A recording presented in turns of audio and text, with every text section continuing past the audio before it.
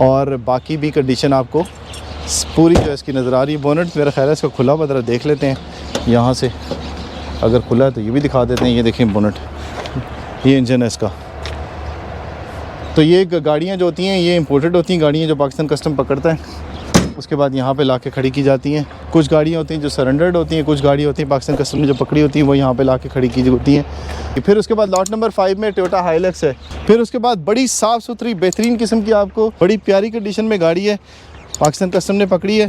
ये दरवाजे देखें इसके खुले में है, साफ़ सुथरी गाड़ी है। अलॉय रिम, टायर वायर सब कुछ जो है वो साफ़ सुथरा इसके अंदर लगा हुआ है और बेहतरीन कंडीशन में आपको ये गाड़ी नज़र आएगी। यहाँ से आपको दिखा दिया मोहसिन ने, अब आगे से दिखाते हैं आपको इंटीरियर इसका। बेस इन ब्लैक कलर में जो है वो बड़ा खूबसूरत जो है वो मल्टीमीडिया स्टीयरिंग भी लगा हुआ है इसके अंदर, और बाकी जो है वो ऑटोमेटिक है, एलईडी भी लगी हुई है। साफ़ सुथरी कंडीशन में गाड़ी है, सिल्वर कलर में ये गाड़ी आपको यहाँ पे नज़र आएगी। लाइट्स इसकी मैं देख रहा हूँ ये भी साफ़ सुथरी है। AMN 478 इसका नंबर है, लॉट नंबर इसका 6 है।